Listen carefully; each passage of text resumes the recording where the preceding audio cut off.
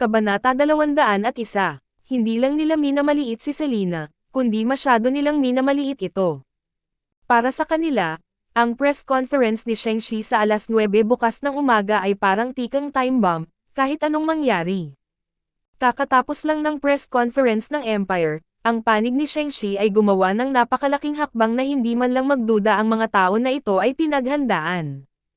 Sa kasalukuyan, kahit ang hukbong pandagat ay hindi kayang baligtarin ang opinyon ng publiko, at lahat sila ay naghihintay para sa press conference bukas. Bukas, tinatayang lahat ng media sa lungsod ay naroon. Sa isang tumpok ng mga nabasag na labi, si Susie ay tumakbo ng pabalik-balik na parang nakulong na hayop. Ano ang nilalaman ng press conference sa Shang-Chi? Wala ka bang mahanap na balita? Umiling si Janice, nasubukan ko na lahat ng paraan. Tungkol sa insidente ni Selena, iilan lamang sa mga matataas na tao sa Shang-Chi ang nakakaalam nito. Ang iba ay walang narinig tungkol dito. Nakita nilang lahat ang post ni Sol sa Weibo katulad namin. Alam ko, walang paraan para magtanong tungkol dito. Paano si Ling Gigi? Hindi ba niya ni-repost ang Weibo ni Selena? Halatang manager siya ni Selena. Dapat alam niya ang lahat. Nang makitang halatang nawalan ng malay si Susie, walang magawang sinabi ni Janice, noong pinamunuan ni Ling Gigi si Leng Manyon, mahigpit kaming lumaban at kinuha ang papel mula sa kanya. Ngayon gusto naming kunin ang role sa kanya, paano makakarinig ng balita doon? Galit na galit si Susie, hindi ito okay, hindi iyon okay, kaya bakit hindi na lang maupo at maghintay ng madaling araw? Gusto talagang sumagot ni Janice na wala na talagang ibang paraan kundi ang umupo at maghintay. Ininom ni Susie ang natitirang kalahating baso ng alak sa coffee table, at isang matinding liwanag ang sumilay sa kanyang mga mata, that country bumpkin. Paano kung talagang pumasok tayo sa maunlad na panahon? Paano kung mayroon tayong suporta ng maunlad na panahon? Sa palagay mo maaari kang umupo at magpahinga pagkatapos na pumasok sa maunlad na edad yet. Nang makita ito, dali-daling sinamantala ni Kui Kaijing ang pagkakataon na lumapit at magsabi ng magandang bagay. Oo, kapatid na Susie, hanggat nananatili ang mantsa na ito, hinding-hindi niya magagawang itaas ang kanyang ulo sa harap mo sa buong buhay niya. At saka, dapat may inside story siya nang pumasok siya sa masaganang mundo sa pagkakataong ito, at marami pa sa hinaharap. Pagkakataon na hilahin ang kanyang pigtails. Para sa isang taong tulad niya, si Shang-Chi ay madadamay din niya sa malaot madali. Kinaumagahan, ang ballroom ng Pearl Hotel. Ang lahat ng mga reporter at media ay handa na, sabik na naghihintay na lumitaw ang pangunahing tauhan ngayon. Matagal-tagal na rin mula nang magkaroon ng ganitong kalaking balita sa entertainment industry. Parang anumang hotspot ngayon ay maaaring maging headline. Bukod sa mga reporter sa pinangyarihan, lahat ng mga taong sumunod sa insidente ay naghihintay din sa harap ng mga TV at computer para manood ng live broadcast. Eksaktong alas 9, sunod-sunod na umupo ang mga tao sa gilid ni Shang-Chi. Ang nasa gitna ay si Selena, si Lin Gigi ay nakaupo sa kaliwa ni Selena, ang abogadong si Chen Jing ay nasa kanyang kanan, at sa magkabilang gilid ay sina Director of Public Relations Liang Feixing, at Sol. Ang lineup na ito lang ay nakapatay na ng hindi mabilang na film role ng mga on-site na reporter. Oh my God, my dog eyes, manager talaga ni Selena si Lin Gigi. Ito ay isang disguised announcement na si Leng Manyon ay magre-retiro na. Totoo iyon. Ano ang ibig sabihin na inayos ni Shang-Chi si Selena na maging manager ni Lin Gigi? Gusto mo ba siyang maging kahalili ni Leng Manyon? Bakit parang pamilyar ang lalaking nasa kanan ni Selena? Hindi ba ito si Chen Jing, ang abogado na nagtrabaho sa malaking kaso ng ekonomiya kamakailan lang? At personal na dumalo si Liang Feixing sa press conference. Ano ba Liang Feixing? Nandito na si Sol, ang general manager. Dim. Ang lineup na ito. Ang galing. Ang lifetime series. Hindi ba? Sa palagay mo, mayroon bang artista sa Shang-Chi na nagdaraos ng press conference na may karangyaan? Kabanata 202. Si Sol ang unang nagsalita. Una sa lahat, narito, nais kong ipakilala sa iyo ang aming pinakabagong miyembro ng Shang-Chi, si Selena. Tumayo si Selena, yumuko sa lahat ng media at camera, at saka umupo. Sunod-sunod ang pagkuha ng mga photographer. Nakasuot si Selena ng itim na damit na may steady makeup ngayon, bagay na bagay sa isang formal na okasyon tulad ngayon. Sinabi pa ni Sol, sa susunod, para sa mga tanong na mas inaalala ng mga netizens tungkol sa atin, isa-isa silang sasagutin ni Manyon, ang manager niyang si MS Lin Gigi.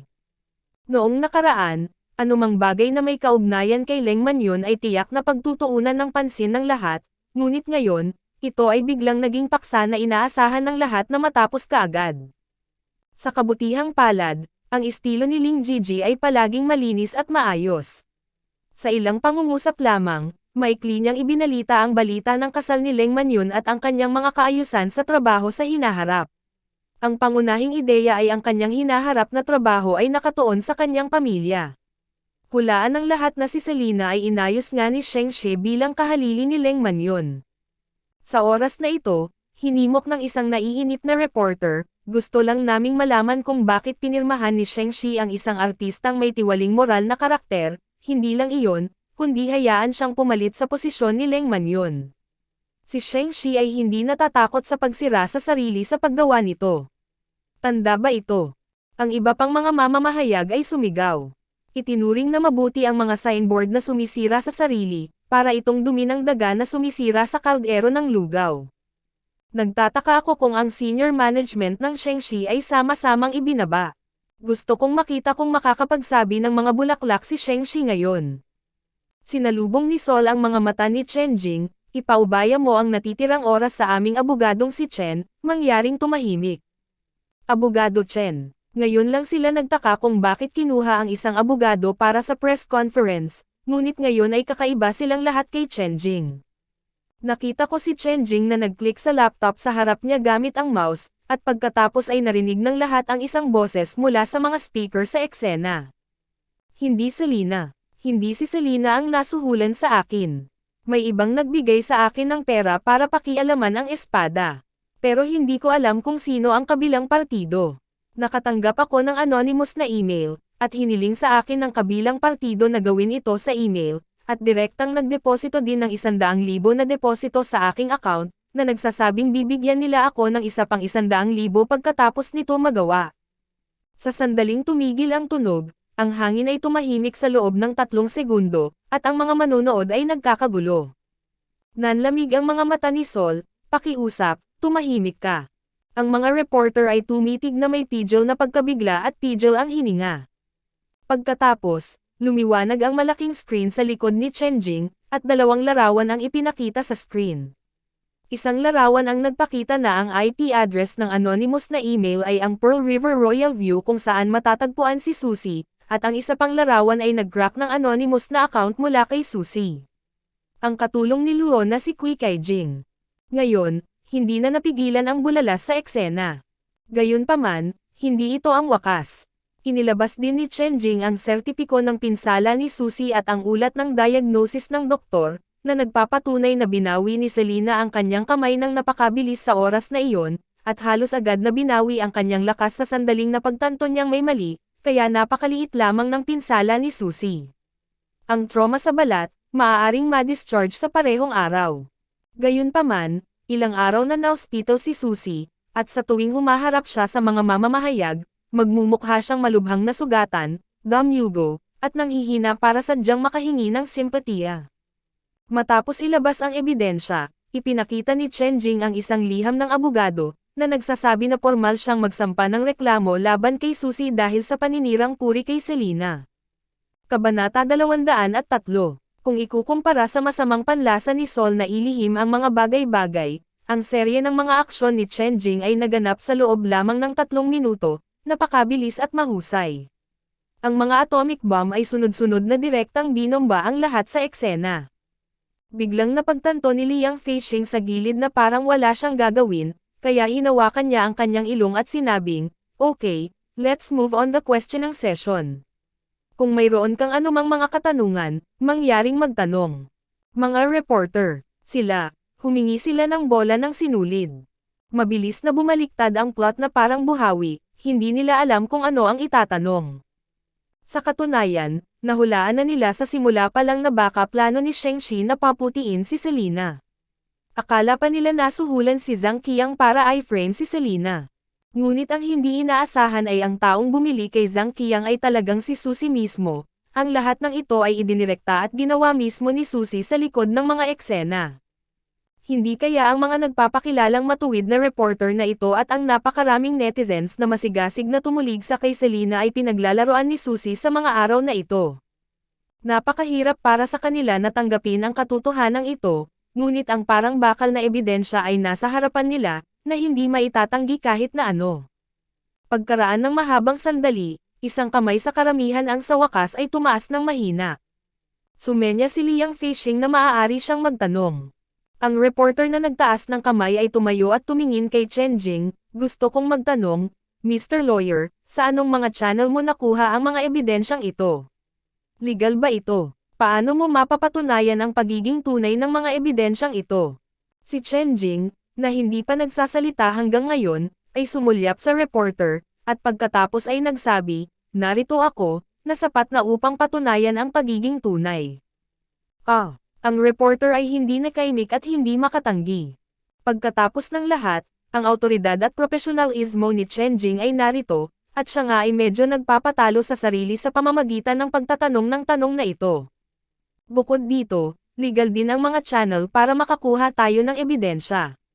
Lihim nang nakialam ang mga pulis sa bagay na ito.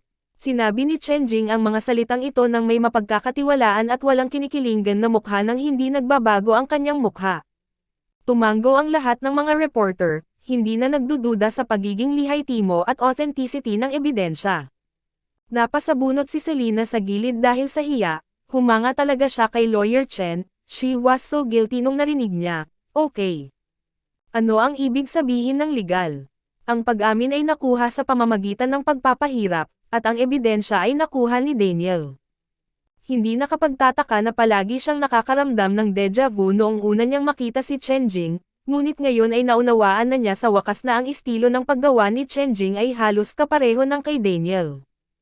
Gaya ng inaasahan, magkakasama ang mga bagay at ang mga tao ay nahahati sa mga grupo. Pagkatapos, ang mga reporter ay nagsimulang makabawi mula sa pagkagulat, at nagsimulang magmadali upang magtanong. Reporter, gusto kong tanungin si General Manager Lu, bakit ka gumugugol ng maraming oras at lakas sa pagtulong kay Selena? Mayroon bang anumang espesyal na relasyon sa pagitan mo at ni Selena ng pribado tulad ng sabi-sabi?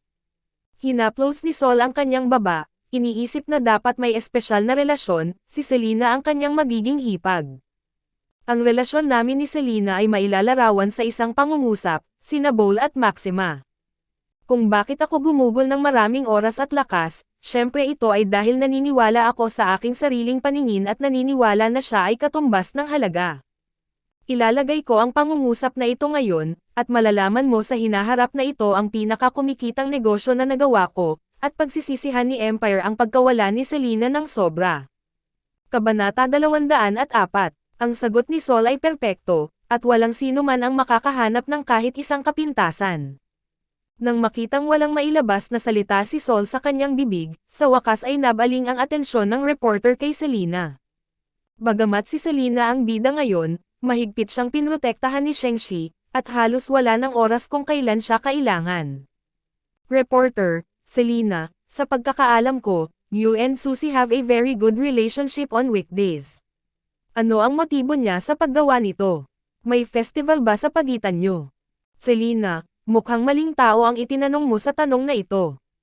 Reporter, sinabi ng isang staff ng apartment na tinitirhan mo na huminto ka na doon ilang buwan na ang nakalipas. Mayroon ka bang dapat ipaliwanag? Selena, hindi, kung saan ko gustong manirahan ay ang aking kalayaan. Reporter, kung gayon, saan ka nakatira sa panahong ito, maaari mo bang ibunyag ito? Selena, lugar ng isang kaibigan. Reporter, alam ba ni Luis ang tungkol sa iyong pagsali sa Prosperous World?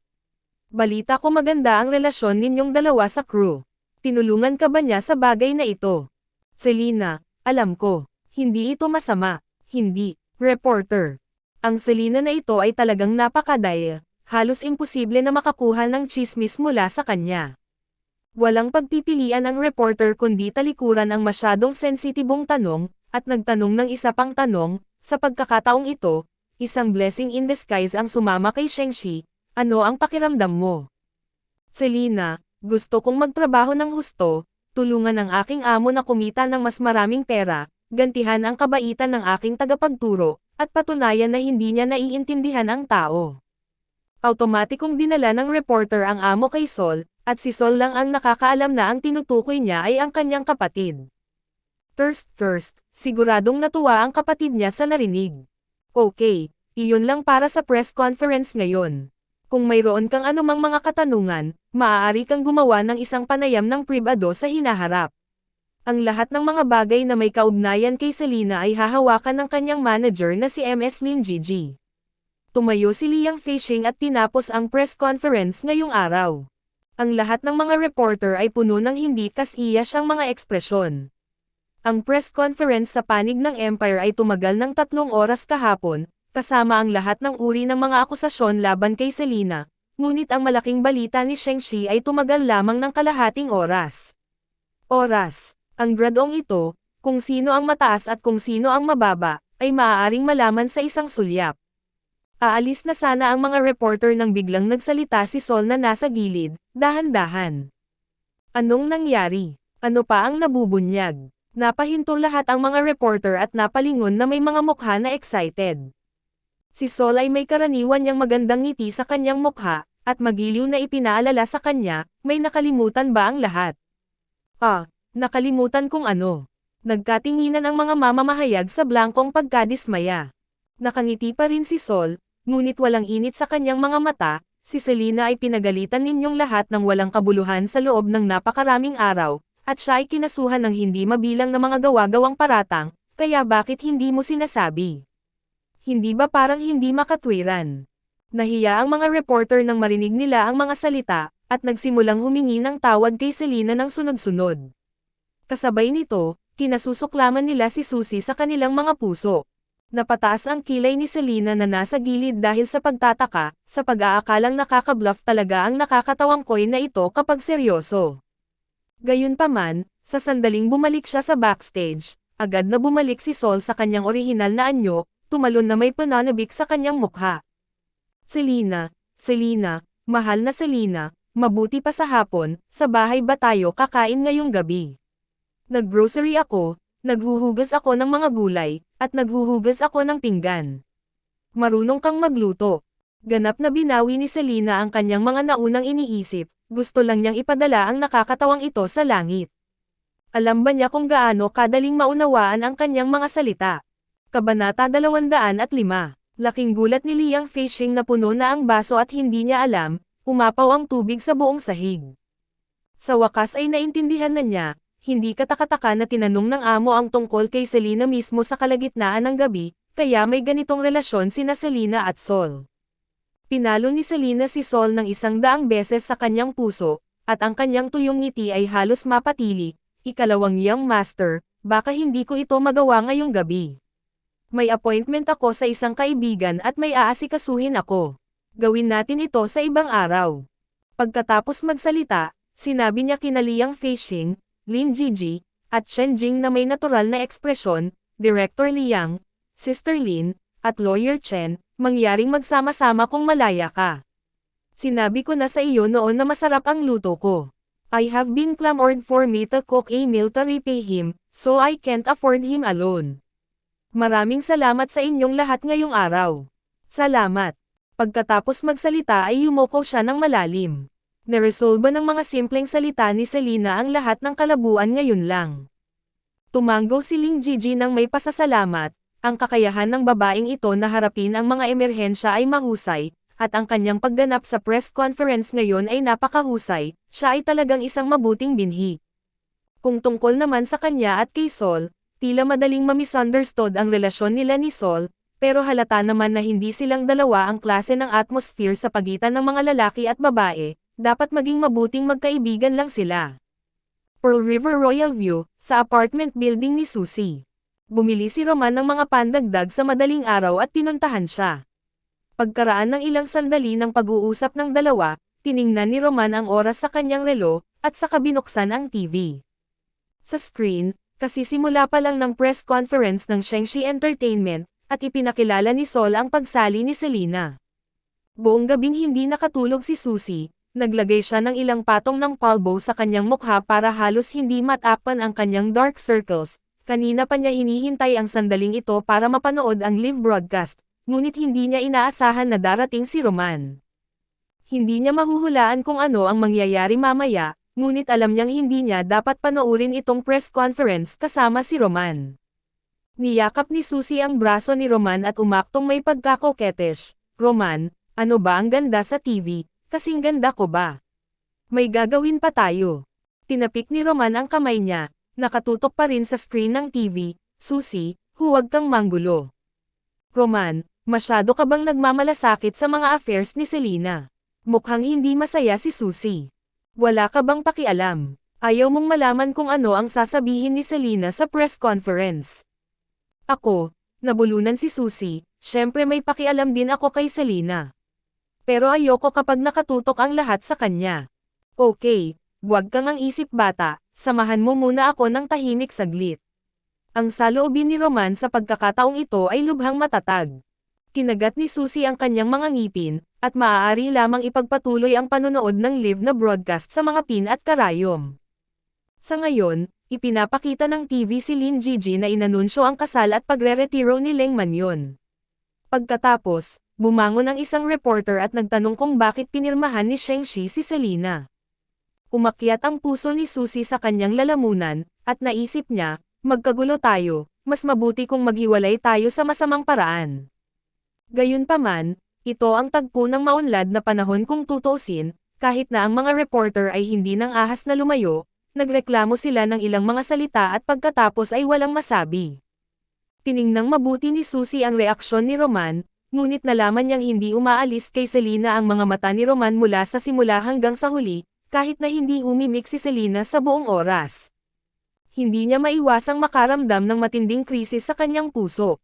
Sa sandaling ito, pinindot ng abogado ang mouse, at pagkatapos ay isang pamilyar na boses ang nagmula sa TV.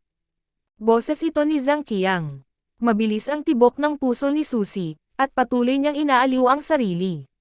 Kahit na nakuha ni Selena ang pag-amin ni Zhang Qiang, gagamitin niya ito sa halos lahat upang linisin ang mga bagay-bagay. Walang makakaalam na ginawa niya ito. Gayunpaman, ang sumunod na nangyari, binasag ang lahat ng kanyang swerte sa bawat hakbang. Kabanata 206. Ang remote control sa kamay ni Susie ay nahulog sa lupa, ang kanyang buong mukha ay walang dugo, baluktot at kahindek-hindek. Ang pinakamasamang kinalabasan na inaasahan niya ay ang gawing malinis si Selena, ngunit hindi niya inaasahan na ang kabilang partido ay magkakaroon talaga ng ganoong mahalagang ebidensya, na ganap na inilantad ang lahat ng kanyang nakaraan. Hindi kaya kinakain ng taong nagpadala ng anonymous na email ang dalawa. Unang nangikil ng 8 milyon mula sa kanya, pagkatapos ay tumalikod at ibinenta ang ebidensya kay Shang-Chi. On the TV, the reporter was asking Selena, sa pagkakaalam ko, you and Susie have a good relationship on weekdays. Ano ang motibo niya sa paggawa nito? May festival ba sa pagitan ninyo? Napailing si Susie sa kanyang mga daliri, mabilis na pinatay ang TV, itinapon ang remote control, at niyakap si Roman sa tabi niya. Roman, makinig ka sa paliwanag ko. Pagkatapos niyang yakapin si Roman, napagtanto niyang nanginginig ang buong katawan ni Roman, nanginginig ang mahigpit niyang nakakuyom na mga kamao, at ang karaniwan niyang maamo at payapang mukha ay sobrang pangit. Hindi pa niya ito nakitang napakasama. Ang puso ni Susie ay napuno ng matinding takot, at hindi niya napigil ang yakapin si Roman, na buong pananabik na nagpaliwanag, Roman, hindi ako ito. Hindi ako talaga. Hindi ko talaga alam. Hindi ko alam kung bakit kay Jing gagawa ng ganyan. Baka may sama ng loob siya at gusto niya akong saktan ng ganito dahil lang sa paminsan-minsan ay napapagalitan ko siya kapag na-stress ako at masama ang pakiramdam ko. Hinayaan siya ni Roman na hawakan siya, na natiling hindi gumagalaw, at walang bahid ng init sa kanyang tono. Kung gusto ka lang saktan ni Kui Kaijing, bakit niya hinayaang kunin si Zhang Qiang kay Selena? Ano ang mabuting may dudulot nito sa kanya? Nanlamig ang mukha ni Susie, at agad niyang sinabi, malamang naghahanap siya ng scapegoat para hindi siya matuklasan. Palagi siyang nasa tabi ko, at alam niyang napakasama ng pakikitungo ni Selena sa akin ng pribado at may problema sa akin, kung si Selena ang sisihin, hindi ako magdududa. Kahit na ang dahilan na ito ay maaaring makatwiran, paano ang iyong pinsala? Patuloy na tanong ni Roman. Medyo kumalma si Susie sa sandaling ito, at nagpaliwanag na may hinanakit sa kanyang mukha. Sinabi ko sa simula na ayos lang ako, dahil sa sobrang pag-aalala sa akin ng aking mga magulang ay pinananatili nila akong magpagaling sa ospital. Roman, alam mo, sa mga panahong iyon, pagod na pagod ako physically and mentally, at araw-araw hindi komportable ang katawan ko. Paano nila ako sinisiraan ng ganito? Laking gulat ni Roman na ang halos manhid niyang mukha ay nabahiran ng matinding sakit. Susie, pwede ba akong magpatuloy na magtiwala sa iyo? Umiyak si Susie na may luha sa buong mukha, at mahigpit na hinawakan ang kamay nito, nakatingin sa kanya na para bang tinitingnan niya ang tanging kaligtasan. Roman, magtiwala ka sa akin. Trust me. Okay. Ngayon lahat ng tao sa labas ay pumupuna, nagdududa ako. Kung hindi ka man lang naniniwala sa akin, hindi ko alam kung anong lakas ng loob ang magtitiyaga. Hindi ako naiintindihan ng iba at nagdududa sa akin, wala akong pakialam, ngunit hindi mo ba ako naiintindihan? Sa tingin mo, ituturing ko ba si Xiao, ginawa ba ni Xi ang ganoong bagay? Roman, please, huwag mo akong iwan. Mapurol at tulala ang ekspresyon ni Roman, at matagal siyang hindi nakasagot. Nanatili namang nakatitig sa kanya si Susie na kinakabahan. Maya-maya, huminga ng malalim si Roman, sa kaunti-unting itinulak ang braso, pasuray-suray na tumayo at naglakad patungo sa pinto. Sumunod si Susie sa gulat. Roman, saan ka pupunta? Huwag kang sumunod, iwan mo ako. Sa isang putok, sinara ni Roman ang pinto. Sa loob ng silid, malungkot ang mukha ni Susie, at nahulog siya sa lupa na parang survivor, at mabilis na kinuha ang kanyang mobile phone para tawagan si Janice. Kabanata 207. Natisod si Roman at nagmaneho ng walang patutunguhan sa mataong kalye. Ang isip ko ay puno ng mga larawan ng araw na iyon nang tulungan ni Selena si Susie na takpan ang kanyang sugat at humingi ng tulong, ngunit siya ay walang pakundangan na itinulak palayo sa kanyang sarili. Puno ito ng mga larawan ng kanyang matigas na pagtanggi na iyuko ang kanyang ulo sa harap ng mga akusasyon ni Tio Ning at Tita Ning, ang kanyang mga mata ay puno ng kalungkutan. Puno ito ng masasakit na salita at paratang na ipinadala niya sa kanya sa bawat salita. Matapos mangyari ang insidente, tumayo siya sa tabi ni Susie nang hindi man lang nag-isip kahit isang segundo, at hindi naisip na marinig ang kanyang paliwanag. Paulit-ulit niyang sinasabi na kahit maghiwalay sila, aalagaan at paprotektahan niya ito bilang sarili niyang kapatid, pero lagi naman itong nakakasakit sa kanya. Si Susie ay mayroon siya, ang kanyang mga magulang na nagmamahal sa kanya, ang kanyang kumpanya, ang kanyang mga tagahanga.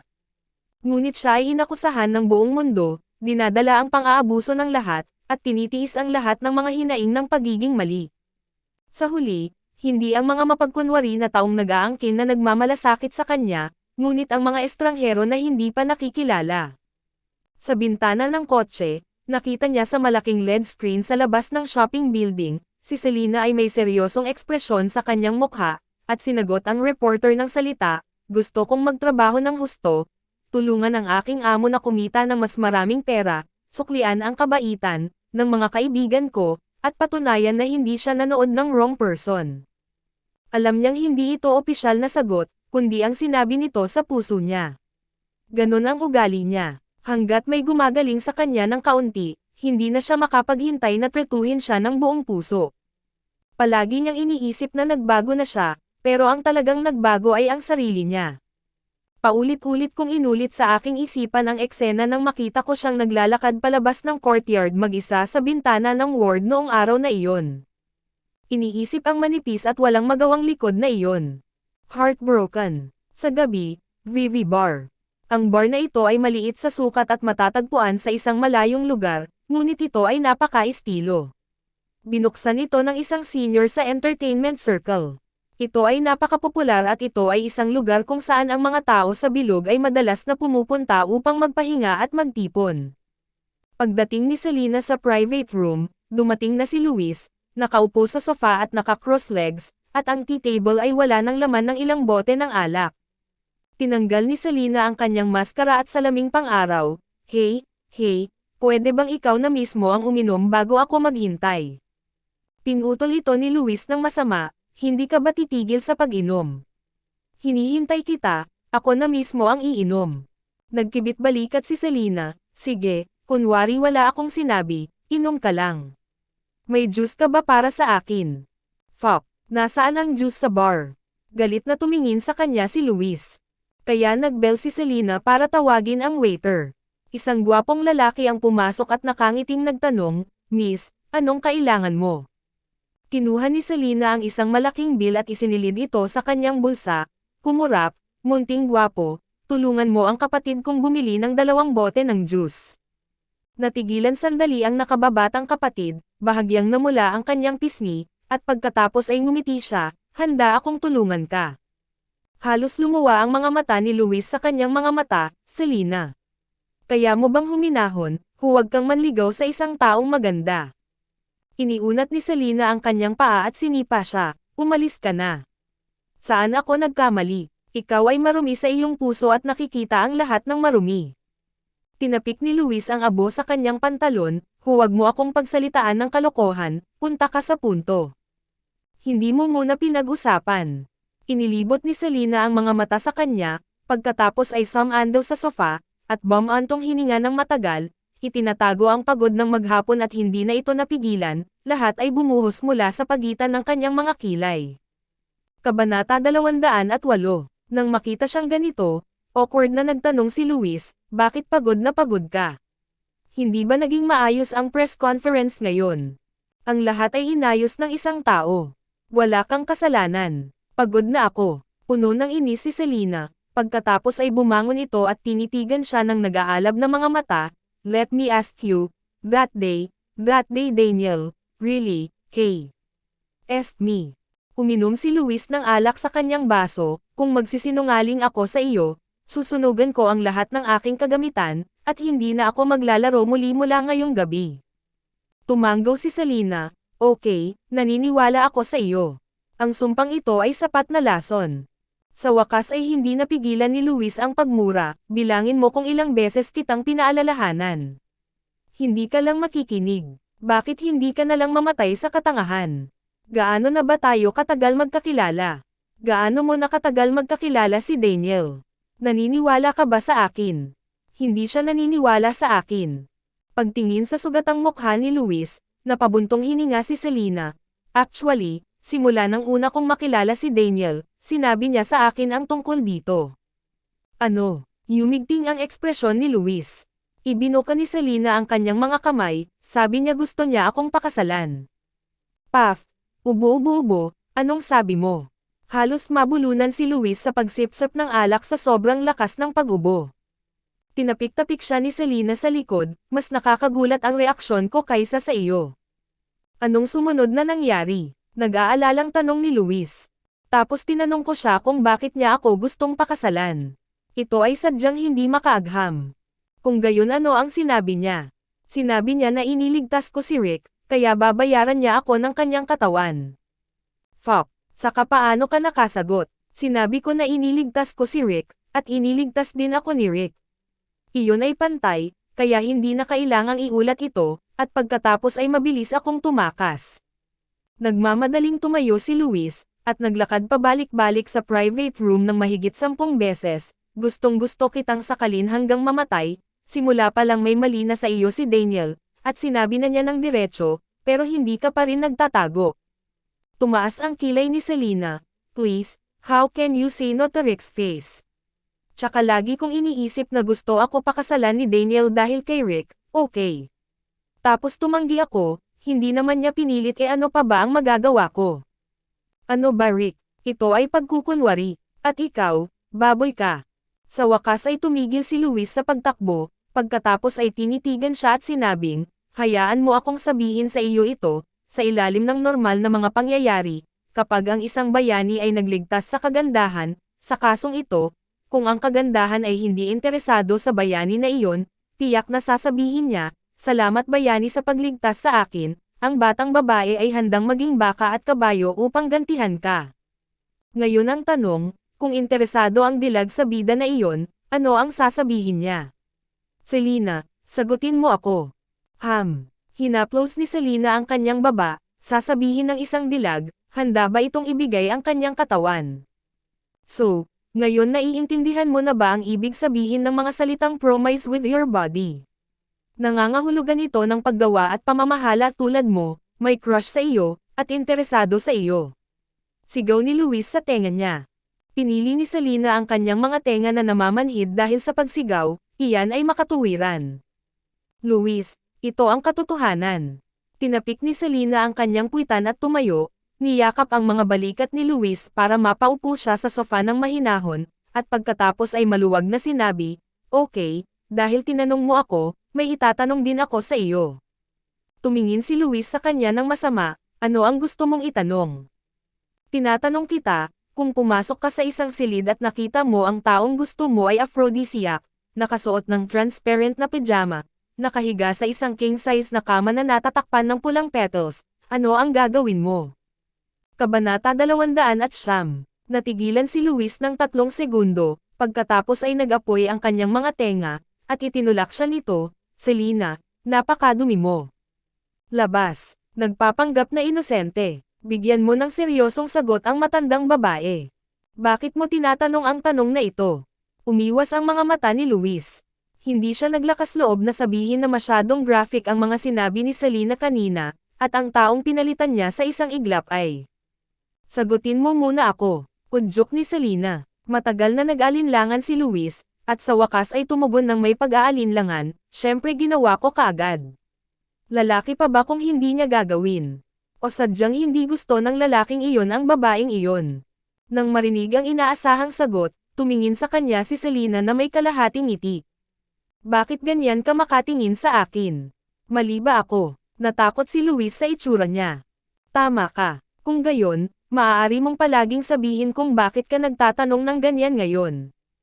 Ipinatong ni Selena ang kanyang baba gamit ang kanyang mga kamay, at sinabing may pagkagulat na ekspresyon, "Alam mo ba kung ano ang gagawin ni Daniel sa ganoong sitwasyon?" Biglang nagbago ang mukha ni Luis, na-encounter ni Daniel ang ganoong sitwasyon. "Anong ibig mong sabihin?" Maikling ipinaliwanag ni Selena ang sanhi at bunga, at pagkatapos ay sinabing, "Maya-maya ay iginapos ako ni Zhu Xiangqing at pinapanta ako sa kama ni Daniel." "Lu, paano ginawa ni Daniel?" Kinabahan si Luis na nagbago ang boses. "Wala siyang ginawa." Paggunita ni Selena noong gabing iyon, pinapanatag niya akong huwag matakot, ginulo niya ako sa pakikipag-chat sa akin, wala siyang ginawang istorbo sa akin mula umpisa hanggang sa huli, at tahimik lang siyang sinasamahan ako sa maghapon. Ito ang pinakawalang magawa at pinakamahirap na gabi ng buhay ko. Pagkatapos makinig ni Luis, kinagat niya ang kanyang labi, hindi makapagsalita.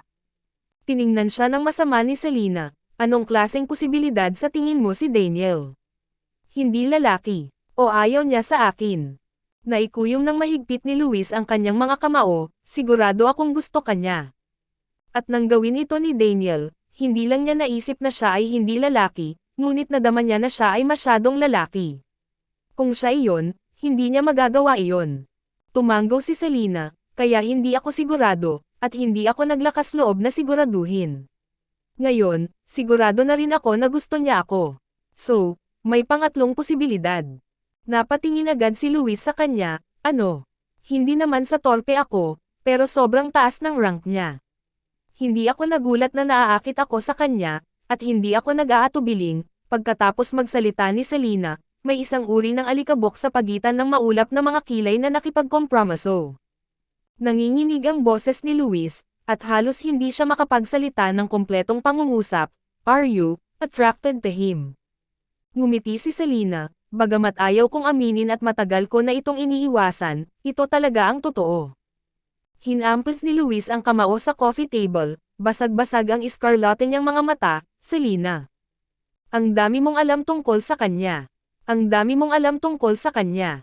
Nakita mo na lang yung side niya na nagpapanggap na nasa harap mo. Ganon ka ba ka-gentleman? Alam mo ba na namatay si Jia Qingqing sa ilang? Alam mo ba kung ano ang nangyari sa matabang baboy na si Zhu Xiangqing?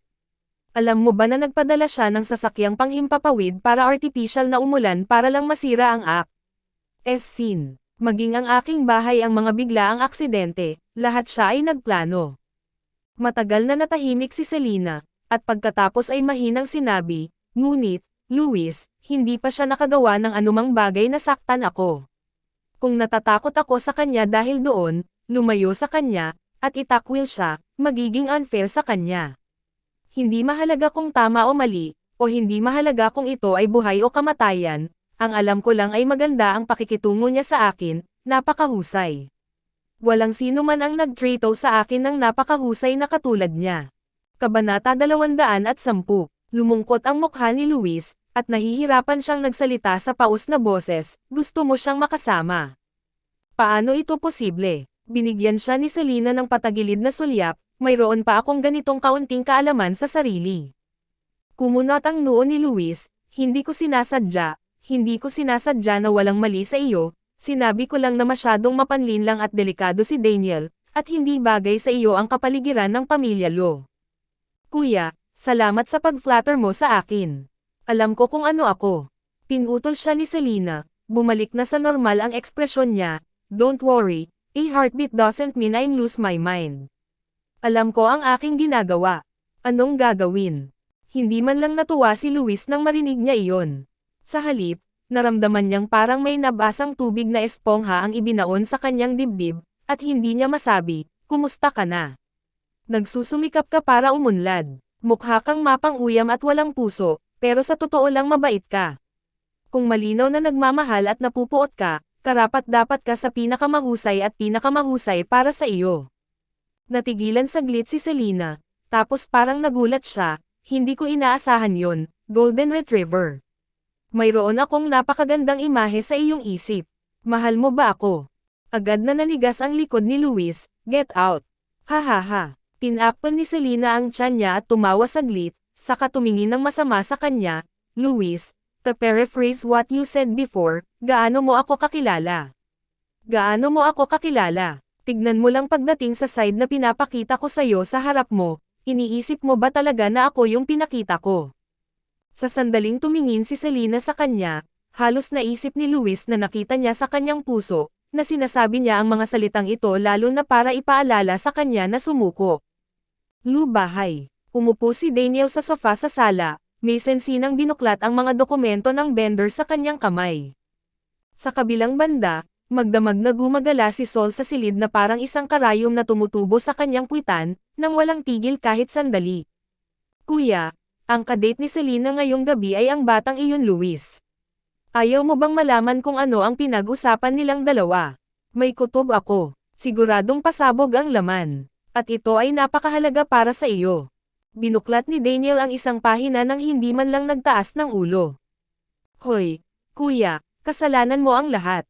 Masyadong makaluma. Sinabi ko sa isang tao na palihim na magtanim ng surot at tumanggi ka. Ngayon ay maaari lamang akong manatili sa bahay at mag-alala. Nagreklamo si Sol. Bagamat sa kasalukuyang sitwasyon, siya lang ang balisa. Sa huli, sa wakas, kahit si Daniel ay hindi na nakayanan ang kanyang ingay sa sobrang pasensya, tumahimik ka, o bumalik ka. Hindi na ako babalik. Kailangan pa niyang hintayin ang pagbabalik ni Selena para gumawa ng routine. Kung hindi, paano siya makakatulog ngayong gabi? Malapit na mag-alas 11, bakit hindi pa kayo bumabalik? Napakamot si Sol sa kanyang ulo sa pag-aalala nang tumunog ang kanyang cellphone, at ito ay isang hindi pamilyar na numero. Gabi na, sinong tumatawag sa akin? Kinuha ni Sol ang kanyang telepono at pumunta sa bakuran para sagutin ito. Makalipas ang 10 minuto, sumugod si Sol na parang iniluwa. Talagang may nagbibigay sa akin ng unan pagkatapos kong matulog. Kuya, guess what I just got? Ito talaga ang wiretapang recording ng kahon ni Selena at Luis. Lihim itong naitala ng ignorante na paparazzi, ngunit sa kabutihang palad ay alam ng kanilang amo ang kasalukuyang mga pangyayari. Agad siyang pinigilan pagkatapos matanggap ito, at natagpuan ako rito, at humingi ng tawad sa akin. Kabanata 211. Hindi man lang kumurap ang mga mata ni Daniel nang marinig niya ang mga salita, iniluwa niya ang 3 malamig na salita mula sa manipis niyang labi, sira. Agad na naramdaman ni Sol ang isang palayok ng malamig na tubig na bumuhos, ano? Tinutulungan ka ng Diyos, hindi ka man lang nakikinig dito. Lalong nanlamig ang ekspresyon ni Daniel, need I say it a second time? Nang makitang galit na galit ang kanyang kapatid, Nagmamadaling tumango si Sol na parang manok na tumutusok ng kanin. Sige, sisirain ko, sisirain ko. Hay, hindi ko talaga alam ang sasabihin ko sa kapatid niya. Maliban sa kaharap niya si Selena, masyado siyang maprinsipyo sa ibang pagkakataon, at hindi niya alam kung paano ito babaguhin. Gayunpaman, iba siya, sinabi niya ito sa kanyang bibig, ngunit hindi niya talaga planong sirain ito sa kanyang puso. First, itago mo yan. Magagamit ka balang araw. Si Sol ay nagbubuntong hininga, nang biglang isang maliit na figure ang tumakbo pababa ng hagdan na parang ihip ng hangin, at pagkatapos ay tumakbo palabas. Bumalik na si Selena. Mabilis na sinundan ni Sol si Rick palabas. Nang makarating sila sa pinto, nakita nilang bumalik na si Selena, at nasa kotse siya ni Luis. Kung tutusin sa mga ekspresyon ng dalawa, walang kakaiba dito. Si Luis ay tila nainom ng marami, si Selena naman ay tila hindi gaanong umiinom. Bumaba ng sasakyan si Selena, binuhat si Rick na nagmamadaling lumabas para salubungin siya, with a helpless and distressed expression. Mahal, alas 11 na, bakit ang aga-aga mo? Di ba nangako ka na hindi mo ako hihintayin? Well, kumapit si Rick sa mga braso ni Selena, yamakap ng mahigpit sa leeg nito, nakatitig kay Luis sa likod ni Selena, puno ng pagbabantay at pagtanggi ang maliit nitong mukha. Bahagyang kumaibot ang sulok ng bibig ni Luis, it's so fucking unfair, Daniel is cheating. Magbitin ka. Nakita ni Sol ang iniisip ni Luis sa isang sulyap, lumapit siya at tinapik siya sa balikat ng may simpatiya. Nakikiramay ako, na wala kang anak. Bumilis ang tibok ng puso ni Luis, anong ibig mong sabihin? Lumapit si Sol sa kanyang tainga at mahinang sinabi, huwag kang magpanggap, gusto mo si Selena, tama. Bakas ang gulat sa mukha ni Luis, at pagkatapos ay sinabi niya ng may diretsyong mukha, pangalawa tiyo, nagbibiro ka ba? Paano ko siya magkakagusto? Hinaplos ni Sol ang kanyang baba na may nagtatanong na ekspresyon. Kakaiba, ang nangyari sa pagitan ng 2 taong ito, halatang gusto siya ni Luis, ngunit ayaw pa rin niyang aminin hanggang sa puntong ito. Ihahatid na sana ni Selena si Rick papasok ng bahay nang biglang tumunog ang telepono sa kanyang bag. Casual niyang pinindot ang answer button. Hello, who is it? Hello, ito ba si Miss Selena? Ang iyong kasintahan ay naaksidente sa sasakyan at iniligtas sa aming ospital. Punta ka kaagad dito. May tandang pananong si Selena sa kanyang mukha, ano? Ang aking kasintahang lalaki. Nang matapos ang mga salita, ang mga mata ni Sol, Luis, Daniel, at maging si Rick ay napako kay Selena sa isang iglap. Umubo si Selena sa kahihiyan, hoy, nagkamali ka ba? Wala akong boyfriend. Pero iniwan ng pasyente ang number niya bago siya nahimatay, kaya bilasan mo na rito. Ang address ng aming ospital ay ang taong nasa kabilang dulo ng telepono ay nagmamadaling ibinaba ang telepono. Nakatayo roon si Selena na may hawak na cellphone, nalilito, pupunta ako. Sino ito? Napasandal si Luis sa kotse, napakunot-noo siya at tinitigan siya, sino bang ex-boyfriend mo? Malapit na siyang mamatay sa isang aksidente sa sasakyan at iniwan ang iyong numero, napaka-infatuated. Sinipa siya ni Selena, stop making sarcastic remarks. Kung gayon Selena, gusto mo bang pumunta? Ang mga mata ni Sol ay kumikinang, bagaman ito ay isang tanong, ngunit ang kanyang mukha ay puno ng go, go, go. Kabanata 212. Kinurot ni Selena ang gitna ng kanyang mga kilay na masakit ang ulo, buhay ng tao ang nakataya, tara na. Paano kung may kakilala ako? Pero paano si Rick? Bago pa man siya makapagsalita ay niyakap na siya ni Rick ng mahigpit, ibinaon ang maliit na mukha sa leeg nito, na para bang hirap na hirap siyang hinintay na bumalik ito, at hindi na muling humiwalay sa kanya. Dahil tumanggi si Rick na paalisan siya kahit anong mangyari, kaya lang siyang isama ni Selena. Kung masusunod ang Little Treasure, natural na susunod si Daniel. Tungkol naman kay Sol, pinilit niyang hilingin kay Ying na magmaneho para sa kanila. Nang makita ni Luis na ang mga miyembro ng pamilya Lu ay tumakas ng walang kahihiyan, determinado siyang sumakay sa kotse ng walang sabi-sabi. Sa huli, sumunod ang lahat. Hindi rin nakaimik si Selena. Pagdating ko sa ospital, nakita ko ang ilang ambulansya na nakaparada sa pintuan, ang mga medical staff ay abala pabalik-balik, at ang mga stretcher ay puno ng mga pasyenteng duguan. Mukhang nagkaroon ng malaking aksidente sa trapiko. Tinakpan ni Selena ang mga mata ni Rick para hindi niya makita ang mga dagwang bagay, at hinikayat siya ng mahina. Honey, ang gulo ngayon sa ospital, masunurin mo bang hintayin ako sa kotse? Niyakap ni Rick ang kanyang baywang, habang nakayuko ang kanyang maliit na ulo na parang iniwan. Halatang nakaidlip na siya dahil sa antok, pero ayaw pa rin niyang matulog. Yumuko si Selena at Kay. Ang maliit niyang pisngi, "Be good, little treasure. Babalik ako maya-maya." Matapos Makay, bumalik ang sigla ni Rick at tumango. "Kung gayon, pupunta muna ako doon." Bati ni Selena sa lahat. "Daniel, sasamahan kita." "Luis, gusto ko rin pumunta." Halos magkasabay ang pagsasalita ng dalawa. "Selena, hindi ligtas para sa iyo na mag-isa." Kumunat ang noo ni Daniel. Bumantong hininga si Luis, at may kumpiyansa na sinabing, "Curious lang akong makita kung sino ito." Naramdaman ni Selena na lalong sumakit ang ulo niya. Tumingin siya kay Daniel, pagkatapos ay kay Luis, at sa wakas ay nahulog ang kanyang mga mata kay Sol. Inosenteng kumurap si Sol, ano ang ginagawa ng kanyang hipag na nakatingin sa kanya. Sa wakas, sinabi ni Selena, "Hindi ko alam kung ano ang nangyayari doon. Hindi talaga tama para sa akin na pumunta mag-isa, kaya mangyaring sumama sa akin. Daniel, ikaw, mas mabuting manatili ka kay Rick." Kumislap ang madilim na liwanag sa mga mata ni Daniel.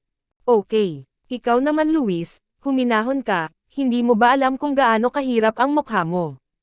Pupunta ka sa ospital sa gabi. Gusto mong gumawa ng malaking balita, hindi ba?" Galit na tingin si Luis. Dahil sa sobrang fierce sakin ni Mau, si Daniel lang ang ibinulong niya. Sa buhok. "Tara na, Selena, sasamahan kita, sasamahan kita." Tuwang-tuwa si Sol na halos sumayaw siya sa lansangan. Ang kaligayahan ay biglang dumarating.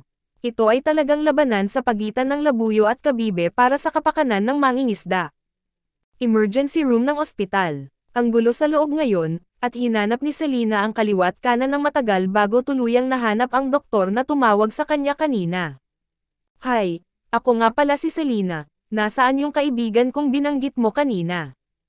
"Ikaw si Selena, kaka-opera lang niya. Nasa Ward 307 siya sa ika-12 palapag. Pumunta at kilalanin siya. Wala siyang anumang bagay sa kanya upang patunayan ang kanyang pagkakakilanlan." "Okay, salamat." Kaya muling umakyat sina Selena at Sol. Masyadong masikip ang elevator at hanggang hagdan lang sila. Ang buong ika-12 palapag ay isang krimen. Pagod na si Selena, ngunit si Sol ay nasa mataas na espiritu tulad ng isang normal na tao.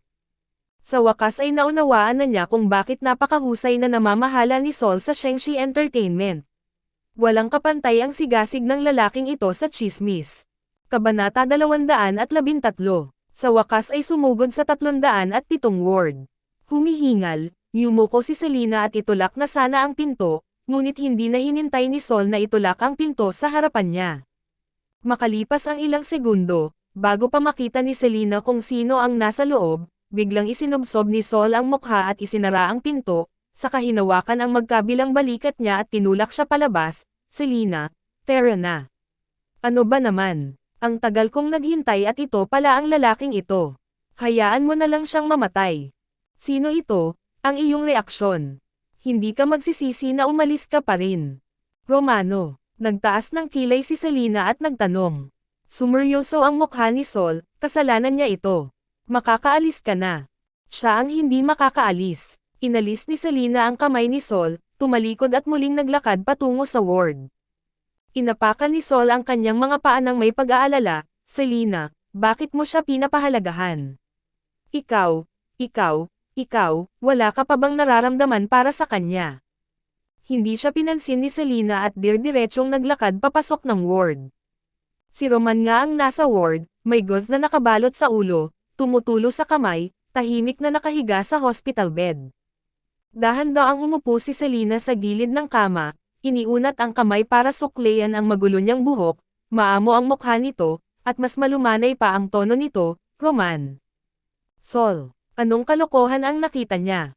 Ano ang iyong narinig?" Hindi kaya, wala talagang feeling si Selena sa scumbag na ito. Buti na lang at hindi dumating ang kapatid niya, kung hindi, hindi siya mababaliw kapag nalaman niya.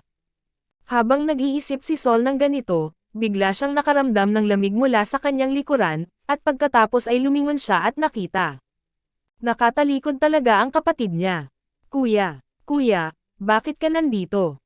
At sina Rick at Luis sa kanyang mga bisig, silang tatlo ay dumating. Sa lakas ng utak niya, nahulaan niya kaagad na baka naiinip na si Rick na umakyat kaya dinala siya ng kapatid niya dito, at hindi napigilan ni Luis na sumunod. Ito na ang wakas. Sa kama ng ospital, namutla si Roman, pagkatapos ay dahan-daang iminulat ang kanyang mga mata. Selina. Kumusta ang pakiramdam mo? Tanong ni Selina. Napatingin si Roman sa babaeng nasa harapan niya na parang nananaginip. Nanaginip ba ako? Sa tuwing magkikita sila, nag-aaway sila sa pangungutya at pagkatapos ay maghihiwalay ng hindi masaya. Hindi na niya matandaan kung gaano nakatagal mula nang makita niya itong nakikipag-usap sa kanya sa masayang paraan. Sa sandaling nagising siya ngayon, nakita niya ang bakas ng pag-aalala at pag-aalala sa mga mata nito, at narinig pa niyang tinawag siya nitong Roman. Tumayo si Selina sa gilid ng kama, bumalik sa lamig ang ekspresyon niya, kakatapos mo lang mag-opera, sabi ng doktor wala naman daw seryosong problema, pero may concussions ka, kailangan mong mag-observe saglit. Kung wala, mali, mauna na ako. Tatalikod na sana siya pagkatapos magsalita, hinawakan niya ang kanyang pulso. Huwag kang pumunta, Selina, huwag kang pumunta. May iba pa ba? Ako, tumingin si Roman sa kanya na nahihirapan, at sabay buntong hininga, bagaman alam kong hindi mo ito kailangan, pero pasensya na, gusto ko pa ring humingi ng paumanhin sa iyo. Hindi kita naintindihan. Alam mo nung akala ko mamamatay na ako, wala akong ibang inisip sa sandaling iyon, at ang tanging pinagsisisihan ko lang ay wala akong panahon para humingi ng tawad sa iyo. Sa labas ng pinto, tumingin si Sol sa pulso ni Selina na hawak ni Roman, at nanginginig na napalunok sa takot, pagkatapos ay lumingon upang makita ang ekspresyon ng kanyang kapatid, talagang hindi ito nakakatakot gaya ng dati. Nababaliw na talaga siya, what on earth is Selina trying to do? Kabanata 214, Roman, hindi mo kailangang humingi ng tawad, dahil kahit bigyan ka pa ng isa pang pagkakataon, pipiliin mo pa ring magtiwala kay Susie. Nag-aalalang sinabi ni Roman, ayoko. Huwag mong sabihing hindi mo alam kung paano gawin, kunin mo na lang halimbawa ang kasalukuyang usapin, sinabi ba ni Susie na inosente siya, hiniwalayan niya ang sarili at sinisi si Quick kay Jing sa lahat. At ikaw, ginawa mo na naman. Magtiwala sa kanya ng walang kondisyon. Kung sasabihin ko sa iyo ngayon na nagsisinungaling siya sa iyo, naniniwala ka ba sa akin? Salitang tanong ni Selina. Hindi sinasadyang iniiwasan ni Roman ang kanyang malamig na mga mata, at pagkatapos ay mariing sinabi, mag-iimbestiga ako ng malinaw. Ngumiti si Selina at umiling, believe it if you need to verify it, then it is not called trust. Nung naniwala ka sa kanya noon, wala ka man lang narinig na kalahating salita mula sa akin. Selina, ako, Romano, Selina. Biglang nagangat ng ulo si Roman, sa pagkakataong ito, malinaw niyang narinig na Roman talaga ang tawag nito sa kanya. Sinulyapan ni Selina ang gabi sa labas ng bintana, na parabang nakakakita ng malayong oras at espasyo sa buong gabi, at sinabi sa isang ethereal na tono, Roman, naaalala mo ba? Noong 9 na taong gulang ako, gusto kong bumili ng school bag na may nakaprint na idolo ko. Ngunit tumanggi ang pamilya sa akin, at kaagad pagkatapos, nawala ang pamilya ng 50 yuan. Iginiit ng lola ko na ninakaw ko ito. Noong panahong iyon, kahit ang aking mga magulang ay medyo nagdududa sa akin. Iniisip din niya na kinuha ko ito, dahil alam niya na gusto ko ang male star na iyon. Nangalahati na si Selina. Ngunit hindi na nakinig si Roman, bahagyang nanginig ang kanyang katawan at namumula ang kanyang mga mata. Natawa si Selina sa sarili, medyo namamaos ang boses, ikaw lang noon, ikaw lang ang naniwala na hindi ko kinuha. Inilabas mo ako at kinatok ang pinto sa kalagitnaan ng gabi para tanungin ang mga bata na pumunta sa bahay ko noong araw na iyon. Sa wakas ay nagtanong sa isang tao na talagang nagnakaw ng pera. Alam mo ba, sa mga oras na iyon, iniisip ko, itong taong nasa harapan ko, dapat ko siyang pakasalan paglaki ko. Selina, stop talking, napapikit si Roman sa kahihiyan. Sa labas ng pinto, Umuungal din si Sol sa kanyang puso, hipag, huwag ka nang magsalita. Natatakot akong ma-demolish itong ospital ngayong gabi. Dahil sobrang nakakatakot ang aura ni Daniel ngayon, kahit ang galit ni Luis ay pinigilan, at bahagya itong umubo para lumayo sa kanya. Saktong nasa ward ang mga mata ng lahat, biglang humiwalay sa kamay ni Daniel si Rick na nakatayo sa tabi ni Daniel at mabilis na pumasok sa ward. Tulad ng isang maliit na batang lobo, inagaw ng maliit na lalaki ang kamay ni Selena, pagkatapos ay niyakap ang kanyang binti ng mahigpit, ang kanyang magagandang malalaking mata ay puno ng galit at tinitigan si Roman sa kama ng ospital. Deem it, little treasure, nagulat si Sol, at papasok na sana nang itinaas ni Daniel ang kanyang kamay para pigilan siya. Noon lamang napagtanto ni Sol na kung papasok siya, mahirap sabihin. Nagulat si Selena kay Rick na sumugod bigla, baby, bakit ka nandito? Tumingin siya sa salamin na bintana sa pinto, at tila nakita niya si Daniel at ang iba pa sa koridor sa labas. Tumangala si Rick sa kanya nang nakataas ang kanyang maliit na ulo, ang kanyang mga mata ay namumula, at naging basa pagkaraan ng ilang sandali, at ang malalaking eyeballs ay lumiligid pababa. Agad namang nabalisa si Selena nang makita niya ito, hoy, huwag kang umiyak. Anong problema? Maging mabuti, huwag umiyak, huwag umiyak. Babalikan ka ni Auntie.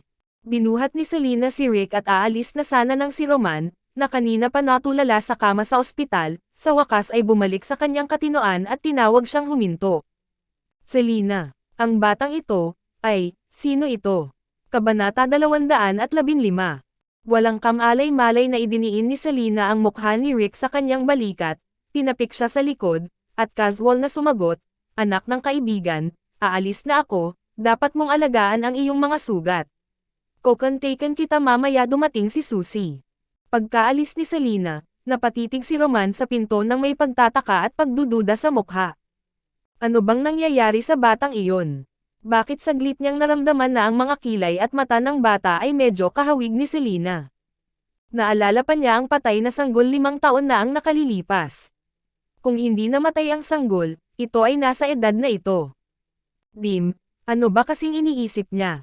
Nakakabaliw. Namatay ang batang iyon 5 taon na ang nakakaraan. Oo, patay, ay dapat patay na, sa kasong iyon ay walang posibilidad na mabuhay. Nang makita si Selena na lumabas wala pang 5 segundo pagkatapos pumasok si Rick, hindi napigilan ni Sol na pamitik ang kanyang mga daliri.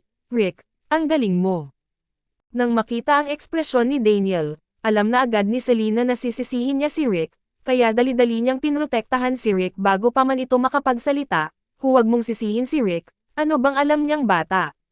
Tsaka hindi ka naman niya ginugulo, ako. Si Daniel ay mukhang walang magawa, nasanay ka na sa kanya. Halatang nanunambat ang tono, ngunit walang bakas ng galit sa mukha niya. Walang magawa si Luis sa gilid habang hinihintay ni Daniel na pakalmayan ni Selena ang lahat ng kanyang depresyon sa sandaling lumabas si Selena, at kahit na naglagay ng malambing na ekspresyon, ang kanyang mukha ay nagbago ng mas mabilis kaysa sa pagbuklat ng mga pahina ng isang libro, ang kanyang panloob na pagkabigla ay hindi masasabi. Ang pagkukunwari ay masyadong mapagkunwari. Sino ba ang gumawa sa iyo na laging masama kay Rick? Nandito ako para tulungan kang buuin. Hinawakan ni Selena ang ulo ni Rick, at bakas ng kalungkutan ang hindi mahahalata sa kanyang mga mata. Kung hindi mo tratuhin ng mabuti si Rick sa oras na ito, walang pagkakataon sa hinaharap. Matapos umalis sa ospital at sumakay sa kotse, hinawakan ni Selena ang maliit na tinapay sa kanyang mga bisig at hinikayat siya saglit, at hindi nagtagal ay nakatulog ang maliit na lalaki. Hinawakan ito ni Sol sa loob ng mahabang panahon at sa wakas ay hindi na ito mahawakan. Sinulyapan niya si Selena sa likurang upuan mula sa rearview mirror, at nag-aalalang nagtanong, Selena, pinatay ka ng Roman at nakakagulat na mga alaala. Ano ang nilalaro mo? Hindi mo ba gustong buhayin ang dati mong relasyon sa scumbag na iyon? Napabuntong hininga si Luis, na nasa co-pilot, nang marinig ang mga salitang, resurgence. Muntik na nga akong maloko sa kanya kanina, at ginagampanan na naman niya ang papel ng munting-puting bulaklak. Hindi lang iyan, kundi pati na rin ang isang fucking beauty trick. Hinawakan ni Selena ang kanyang baba at nagtaas ng kilay sa pagtataka, gininto ang buhok mo, nakita mo talaga lahat. Umupo sa tabi ni Selena, Medyo malamig ang itsura ni Daniel. Ngayon lang niya nakita sa isang sulyap na hindi sinsero ang ugali ni Selena kay Roman, ang talagang ikinagalit niya ay isang beauty trick. Ginamit niya talaga ito sa iba maliban sa kanya. Nga pala, kailangan ko pang tawagan si Susie. Hawak-hawak pa rin ni Selena si Rick sa kanyang mga bisig, kumilos ng maingat, at inilabas ang kanyang telepono. Hayaan mong yakapin kita, tinulungan ni Daniel si Rick. Matapos madial ang numero ay nanggaling sa kabilang dulo ng telepono ang matinis na boses ni Susie, Selena. Hey, anong tawag mo sa akin? Ipinakikita ang iyong kapangyarihan. B. Tik. Nang makitang nasa Ira ang aking reputasyon, masaya ka ba at ipinagmamalaki ngayon? Let me tell you, masyado pang maaga para maging kampante ka. Sa tingin mo ba maniniwala sina Roman at mom and dad sa kalokohan mo? Ngunit talagang iniisip ng isang bumpkin na si Pongsyang. Nang halos tapos na si Susie sa pagmumura, tahimik na sinabi ni Selena, Miss Ning, paalalahanan kita, na loudspeaker ko na ngayon, at nasa tabi ko lang si Roman. Kabanata 216. Susie. Nagkaroon ng mahabang katahimikan sa kabilang dulo ng telepono, at pagkatapos ay bigla itong ibinaba. Nang hindi nag-iisip tungkol dito, malalaman niya kung ano ang magiging ekspresyon ni Susie kapag narinig niya ang mga salitang ito, at kung paano niya ibinaba ang telepono sa gulat. Paf, Selena, masyado kang makulit. Siguradong natakot sa iyo ang babaeng iyon. Si Sol ay puno ng paghanga. Masama ba ito? Hindi ko pa nakita ang mundo. Hahayaan kitang makakita ng mas masahol pa ngayon. Kinagat ni Selena ang kanyang mga labi at ilang beses na tinapik ang kanyang telepono. Pag-uusap ni Susie. Tama, ni-record niya ito. Noong una, talagang binalak niyang tawagan si Susie sa harap ni Roman, at pagkatapos ay buksan ang loudspeaker upang hayaang makinig ng mabuti si Roman, dahil walang pagpipilian si Rick kundi baguhin ang kanyang plano. Sa kabutihang palad, ang huling resulta ay hindi nakakaapekto. Kanina lang in-edit ni Selena ang recording, saka ipinadala kay Roman, at napabuntong hininga. Sayang na minsan lang magamit ang trick na ito, at siguradong mag-iingat si Susie kapag kausap ako in the future. Pero, sapat na ang isang beses, na inaasahan niya na tatanggi si Susie na aminin ito, ngunit ngayon ay magtanim siya ng binhi ng pagdududa sa puso ni Roman. Sa oras na iyon, kailangan lang niyang maghintay at makita ang aso na kumagat sa aso. Nanginginig si Sol at nanginginig na sinabi, Selena, kung masasaktan kita sa hinaharap, sabihin mo lang sa akin at bugbugin kita para maibsan ang iyong galit, ngunit huwag kang masyadong masama sa akin. Takot na takot ako. Tumawa si Selena, at simpleng sinabi, huwag kang mag-alala, alang-alang sa kapatid mo, hindi ako makikipagtalo sa iyo. Nagningning ang mga mata ni Sol nang marinig niya ang mga salitang, ganyan baka proud ang kapatid ko. Pinandilatan siya ni Selena, kalokohan, he is my boss and benefactor. Hindi kalabisan ang maging baka o kabayo. Nang marinig ang sagot na ito, ipinikit ni Daniel ang kanyang mga mata, ang liwanag sa kanyang mga mata ay kumislap na parang bulalakaw, na naiwan lamang ang kadiliman. Bagamat naging maingat siya, malinaw pa rin niyang napansin ang pagbabago ng pakikitungo nito sa kanya pagkatapos niyang bumalik ngayong gabi. Mula sa pagpili kay Sol na samahan siya sa ospital ngayon, sa pagiging malapit kay Roman ng kusa at maging sa pagsisikap na itakwil siya nito sa lahat ng oras, hanggang sa pagpapaalala sa kanya ng kanyang pagkakakilanlan ng hindi sinasadya at hindi pinapansin. Tulad ng kung paano niya pinakuluan ang mga pulaka sa maligamgam na tubig at nagbasa-basa ng mga bagay na tahimik na ginawa niyang dahan-daang tinanggap ang kanyang sarili ng hindi namamalayan, ngayon ay natutunan niyang gumamit ng parehong paraan, at unti-unting lumalayo sa kanya. Walang alinlangan na siya ay talagang isang mahusay na mag-aaral na inilalapat ang kanyang natutunan. Siya ay nakulong sa isang kakon, nakulong sa hola na kanyang nilikha, alam kung ano ang gusto nitong gawin, ngunit siya ay walang magawa. Gabi na, Nujay. Nakahiga si Selena sa malaking kama, binibilang ang dumudugo na tupa sa kanyang ulo, ngunit hindi pa rin siya inaantok. Kaya kinuha niya ang phone niya at binuksan ang WeChat. Pagkatapos mag-swipe sandali ng moments at mag-post sa isang tulala saglit, nag-type siya ng isang linya, kaya kung tiisin ang dilim, kung hindi ko pa nakita ang araw. Ngunit ngayon, mas nasisikatin ng araw ang aking kalungkutan. Ang pangungusap na ito ay nagmula sa isang maliit na tula ng babaeng Makata na si Dickinson. Hindi ko alam kung bakit, ngunit kapag iniisip ko ito sa oras na ito, pakiramdam ko ay angkop ito para sa kanyang estado ng pag-iisip. Ang unang tao na tumugon sa kanya ay, si Sol. Oh, bumabawi na ang lahat, mainit ang tagsibol at namumukadkad ang mga bulaklak, at narito muli ang mga hayop. Aba, amoy ko ang hininga ng pag-ibig. Kumaibat ang sulok ng bibig ni Selena, napakabilis ni Sol, at hindi na niya kailangan matulog hanggang hating gabi. Nakapagtataka na hindi nakatulog ang balimatard Luis na iyon ng ganoong kalalim na oras, kaya nagkomento ito sa kanya nakakaasim na malapit ng malaglag ang mga ngipin ni Lauzi. Magsasalita pa sana si Selena kay Luis nang biglang yumigting ang ekspresyon niya nang marinig niya ang tunog ng pagbukas ng pinto niya. Kabanata 217. Walang kamalay-malay na ibinaba ni Selena ang kanyang telepono at napabuntong hininga. Hindi siya mapagbantay o nagtatanggol, ngunit kinakabahan. Dahil nakilala niya ang mga yapik ni Daniel. Bakit pumunta si Daniel para makita siya ng ganitong oras? 3:00 na ng madaling araw. Ang kakaibang bagay ay nasa karakter ni Daniel, hindi siya papasok nang hindi kumakatok. Nang magulo ang isip ni Selena, naglakad na ang pamilyar na figure sa kanyang kama. Walang liwanag sa kanyang silid, at walang buwan ngayong gabi, kaya't ang buong silid ay madilim, at isang malabong anino lamang ang makikita. Tahimik lang na nakatayo ang anino, hindi gumagalaw.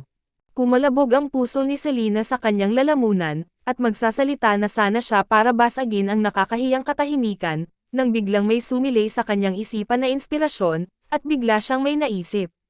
May sleepwalkang si Daniel, kaya't ang mga salita ay halos binigkas, ngunit mabilis niyang nilunok ito pabalik, upang hindi siya magising. Ubo. Pero, ano ang gusto niyang gawin? Makalipas ang mga 5 segundo, humakbang pa si Daniel, umupo sa gilid ng kanyang kama, itinaas ang kalahati ng kanyang kobrekama, at, humiga lang sa tabi niya. Selena. At, hindi pa ito tapos, pagkahiga ni Daniel, iniunat nito ang mahahabang braso at hinayla siya piyakap, niyakap siya ng mahigpit, parang unan. Selena. Pimata.na dinampi iisni ni Selena ang mainit na dibdib ni Daniel, ang panay niyang paghinga ay nasa ibabaw ng kanyang ulo, ang nag-aapoy na palad ay nasa kanyang baywang, at ang kanyang hininga ay napuno ng lamig ng kulo na hinaluan nito, hininga. Buhay kabataan. Nakakabaliw na ito. Sa loob-loob niya, si Selena ay tumakbo na ng 800 milya na sumisigaw sa langit, ngunit sa totoo lang, natitiis lang niya ito hanggang sa halos masugatan siya sa loob. Noong unang pagkakataon ay nag-sleepwalk si Daniel, naisip pa rin niya na ito ay dahil sa araw-araw na pag-iisip at panaginip sa gabi, at ipinaalala kay Daniel kinabukasan na kailangan niyang maghanap ng babae. Ngayon, naiintindihan na niya. Unawain ang tunay na kahulugan ng pariralang, pag-isipan ito araw-araw at managinip sa gabi. Kaya, sino ang makakapagsabi sa kanya, ano ang dapat niyang gawin ngayon? Hihintayin ba natin na umalis ulit mag-isa si Daniel? Mabuti naman noong wala akong alam noon, pero ngayon, bakit hindi nababagay? Pansamantalang ginalaw ni Selena ang kanyang katawan, sinusubukang kumawala, ngunit sa huli ay humihingal siya at pinagpapawisan, at may nanatiling hindi gumagalaw. Nag-aalala siyang magising siya, ngunit hindi siya nang ahas na gumamit ng labis na puwersa. Walang ibang paraan, sa wakas ay sumuko na si Selena. Hoy, kalimutan mo na, matulog ka na lang. Anyway, wala siyang maalala pagkatapos magising. Sa labas ng bintana, naglalaro ang simoy ng hangin sa madilim na ulap, at inilabas ng buwan ang ulo nito mula sa mga ulap, at nagwiwisik ng isang silid ng malinaw na liwanag sa bintana. Ang profile ni Daniel, na napakalapit sa kamay, ay biglang lumitaw sa harap ng kanyang mga mata. Nawalan ng kalahating tibok ang puso ni Selena, tapos parang tambol na tumibok agad. Natatakot talaga siya na kapag tumalon siya ng malakas ay magising si Daniel. Hindi alam kung dahil ba sa magandang liwanag ng buwan ngayong gabi, o dahil sa taong nasa harapan niya, hindi napigilan ni Selena na hawakan ang pisngi ng lalaki, Daniel. Ibig sabihin, kahit anong gawin niya ngayon, wala siyang alam, at wala siyang alaala. Well, hindi ba ibig sabihin na magagawa niya ang lahat ng gusto niya? Ang pag-iisip na ito ay nagpasimulang kumilos ang pinigilan na hayop sa kanyang puso. Marahang hinawakan ni Selena ang noo, kilay, ilong, at tuluyang nanatili sa manipis na labi. Kabanata 218. Pagkatapos, dahan-daang tumagilid si Selena, at halos hindi na huminto ng 1 sentimetro na lang ang layo niya sa labi ng lalaki. Well, K.S. o hindi sa K.S. Ito ay isang problema. Hindi ba magandang samantalahin ang iba habang sila ay nasa panganib? Pero sino ang nagtulak sa iyo na pumunta sa aking higaan ng mag-isa? Hindi mo ako masisisi, hindi ba? At saka, kinagat mo ako last time. Aalis na ako, anong ginagawa ko dito? Nahihilo na ako, nasisiraan na ako ng ulo. Matagal itong pinag-isipan ni Selena, at sa wakas ay masunurin siyang nahiga. Sa wakas ay lumuwag ang matigas na katawan ng lalaki sa tabi niya, at kasabay nito, nakaramdam siya ng pagkawala sa kanyang puso. Ang ganitong pakiramdam ng inaasar sa kalagitnaan ay simpleng. Gayunpaman, sa susunod na segundo, ang batang babae na sumuko sa kanyang mga bisig at nakahiga ay masunuring gumalaw, at pagkatapos ay 2 piraso ng mainit na lambot ang nahuli at mariing idiniin ang kanyang mga labi. Ang madulas na dila ay desperadong dinilaan ang kanyang mga labi, at ang mga ngipin ay pansamantalang tumapik at kumagat ng ilang beses, kahit na matapang na sinusubukang tanggalin ang kanyang switch. Si Raw ay kalmado gaya ni Daniel, ngunit ngayon ay halos mawalan na siya ng loob. Ang pakiramdam na ito ng pagiging K.S. sa pamamagitan ng puwersa ay maaari lamang mahiga at hindi maibabalik ang inisyatiba, ito ay mas nakakalungkot kaysa sa dati. Sapat talaga ang K.S. skills ng dalaga, dinilaan at kinakagat lang niya ang random, ngunit agad nitong sinunog ang ibabang bahagi ng tiyan niya. Pagkatapos ng K.S., pinunasan ni Selena ang kanyang labi, at tuluyang nahiga na kontento, at bumulong sa sarili, kung nahihilo ka, mahihilo ka. Napakagandang pagkakataon, walang kwenta kung hindi mo ako K.S. Sa ganitong paraan at least ito ang buhay ko. Walang pagsisisi. Pagkarinig nito, hindi talaga alam ni Daniel kung magagalit ba siya o matatawa. Es lang at walang pagsisisi sa buhay na ito. Mahal, ang iyong mga layunin sa buhay ay talagang napakababa. Gusto kong bigyan ka, at higit pa. Pagkatapos si Daniel ay hindi na makatulog si Selena kaya inabot niya ang phone niya, binuksan ang webpage at tinignan sandali ang entertainment news. Gaya ng kanyang inaasahan, agad na naglabas ng pahayag si Susie, inilagay ang lahat ng responsibilidad sa kanyang assistant na si Kui Kai-jing at inilagay ang kanyang sarili sa posisyon ng biktima. Gayunpaman, si Shang-chi ay hindi isang vegetarian dito, lalo na ang pagkontrol sa direksyon ng opinyon ng publiko ay ang kakayahan ni Liang Feixing. Sa ilalim ng public relations ni Liang Feixing, ang pahayag ni Susie ay walang gaanong epekto sa kasalukuyan. Iniisip ng karamihan na sadyang tinatalikuran ni Susie ang responsibilidad. Napakagulo ng isang maliit na katulong dahil lang sa ilang beses mo siyang pinagalitan. Masyadong hindi makatwiran ang maghirap para gumanti sa iyo.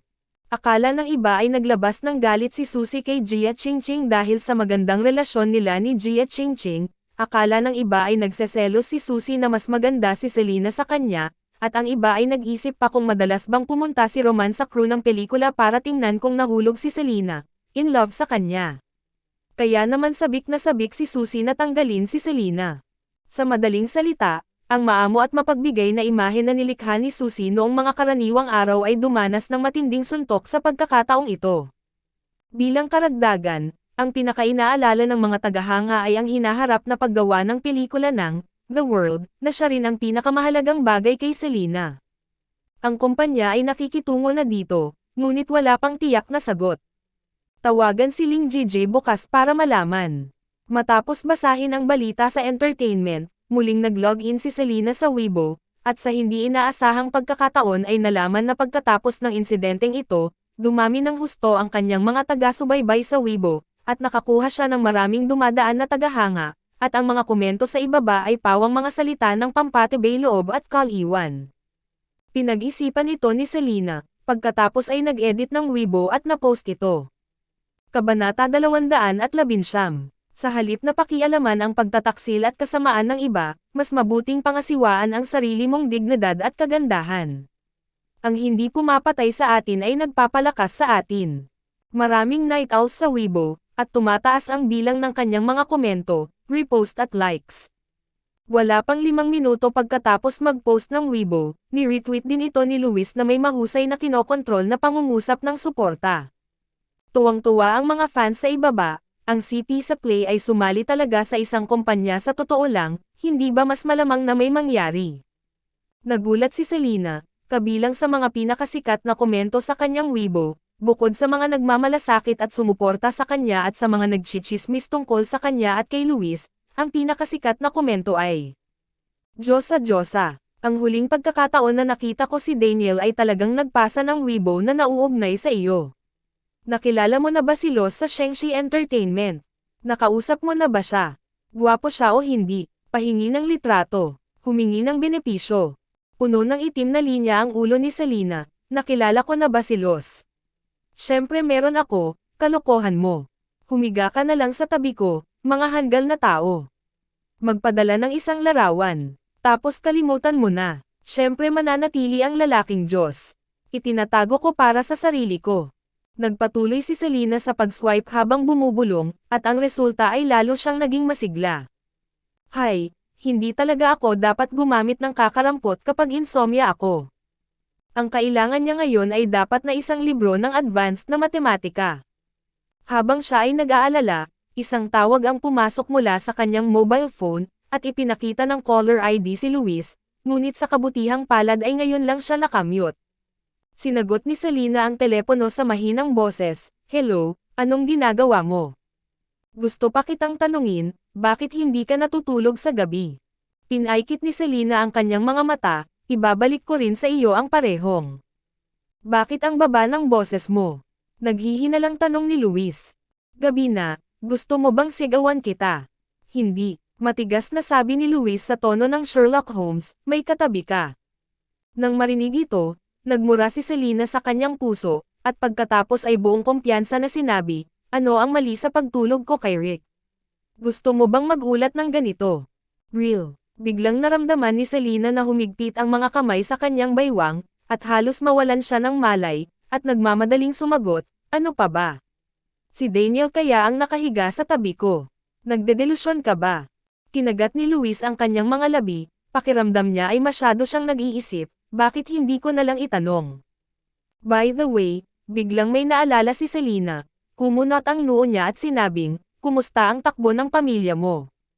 Saglit na natahimik si Luis, at saka sumagot, "Malapit na magayos. Kakakilala pa lang kita kagabi." Biglang bumitaw yung partner na hindi bumibitaw. "Nagkataon lang." Ang implikasyon ay malinaw naman dahil may nahulaan si Daniel. "Mabuti yan." Nakahinga ng maluwag si Selena, "Kung gayon libre ka ba bukas?" Ngumuso si Luis, "Anong ginagawa mo?"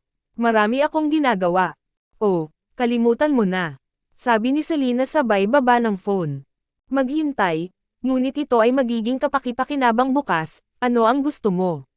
Nagmamadaling tanong ni Luis. Malumanay na sinabi ni Selena, "Bukas na ang simula ng taglagas, napakaganda ng panahon, at nagkataon na hindi na natin kailangang mag-film, bakit hindi tayo lumabas sandali?" "Ano?" Halos naisip ni Luis na naghahalusinate siya saglit, total, iniiwasan niya ang sarili na parang salot simula nang bumalik siya sa China. "Ikaw, anong pagsasabuatan mo? Saan ang napakaraming problema? Huwag mong itulak." Go! Kabanata 220. Huli na ng gabi. Sa gitna ng mahabang paghinga ng dalaga, tuluyang iminulat ng lalaki ang kanyang mga mata, ang kanyang mga pupils na parang malalim na pool ay malamig at walang alon. Sa ilalim ng liwanag ng buwan, tahimik niyang pinagmasdan ang mapayapang natutulog na mukha ng dalaga, at marahang hinalikan ang mga labi nito. "Mula sa unang pagkakataon na nakita ko siya, gusto ko siyang ikulong sa bahay, ikulong siya sa kama, huwag hayaan siyang pumunta kahit saan, huwag hayaan ang sinuman na tumingin sa kanya, siya lamang ang maaaring tumingin sa kanya, at tumingin lamang sa kanya."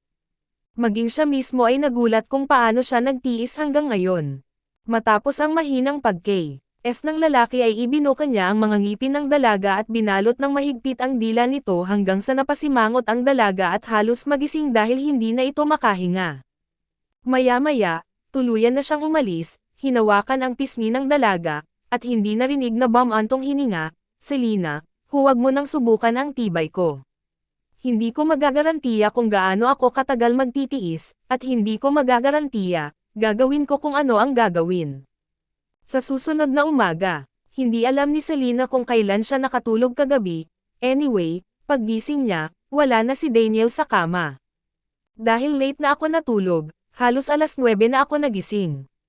Maraming missed call si Luis sa kanyang telepono, at nagpadala siya ng mensahe sa WeChat na pinapagalitan siya dahil sa pagpapalam sa kanya muli. Napakamot ng ulo si Selena at pinadalhan si Luis ng mensahe na lumapit sa kanya, pagkatapos ay naghilamos, at pagkatapos ay bumaba. Si Daniel ay pumasok sa trabaho, hindi inistorbo ni Rick ang kanyang pagtulog, at masunuring nakaupo sa sofa at nagbabasa ng libro. Baby, halika dito. Kumaway si Selena kay Rick. Agad na ibinaba ni Rick ang kanyang libro at tumakbo. Binuhat ni Selena ang maliit na lalaki, ihahatid ka ni Auntie para maglaro ngayon, okay. Puno ng pagtataka si Rick nang marinig niya ang mga salita, at tumanggo ng masigla. Sa oras na ito, isang busina ng kotse ang tumunog sa gate. Inakay ni Selena si Rick palabas ng pinto. Natigilan si Luis nang makita si Selena. Ngayon ay nakapusod siya, overalls, isang puting t-shirt na may print na karton, at isang shoulder bag na nakasabit sa kanyang mga balikat. Mukha siyang estudyante. Tara na. Hinatid ni Selena si Rick para sumakay sa kotse. Tinitigan ni Luis si Rick sa tabi niya nang nanlalaki ang mga mata. Don't tell me, dinala mo pa rin itong batang ito sa isang date. Pinanlakihan siya ng mata ni Selena. Sinong nanliligaw sa'yo? Kinuha ko si Rick para sa isang picnic sa Taglagas, okay. Nanlaki ang mga mata ni Luis, then what did you ask me to do? Siyempre nagmamaneho. Napaisip ako saglit, at ikaw lang ang libre ngayon. May big deal na naman ang pinag-uusapan ng grupo ni Lo, abala sina Daniel at Sol sa mga araw na ito. Hindi nakaimik si Luis. Pumunta ka o hindi, kung hindi ka pupunta, lulubog ang araw. Udyok ni Selena. Pumasok si Luis sa kotse, hindi ka ba natatakot na makilala tayo? Magsuot ka lang ng kaunting disguise. Bahagyang natigilan si Luis, at hindi komportable na sinabi, ano ka ba? Isang pamilya ng 3. Magandang ideya, ako ang nakatatandang kapatid na babae, si Rick ang nakababatang kapatid, ikaw naman. Ano ako? Tatay. Ba, ikaw ang driver. Luis, tandaan mong pumunta ka muna sa supermarket. Kailangan mo ring bumili ng grill, karne at inumin. Naiintindihan. Sagot ni Luis na madilim ang mukha. Marunong siyang lokohin ng balimatard na ito. Pagkatapos mamili sa supermarket, nakakita si Selena ng isang maliit na ilog na may magandang tanawin at walang tao, at masayang tinuruan si Rick kung paano magtuhog ng karne habang naghuham ng kanta. Si Luis ay kumanta habang inaayos ang kanyang pangingisda, maaraw ngayon, ngunit nagpakita ka sa iyong kapatid. Nang makita ko ang kanyang mukha, ang aking kalooban ay agad na naging maulap, parang asin na nawiwisik sa isang sugat. Ipinatong ni Selena ang kanyang mga kamay sa kanyang balakang, tama na. Kumanta ng masayang kanta para kay Lolo. Napakaaraw ng panahon ngayon, kahit saan ay maganda, maganda.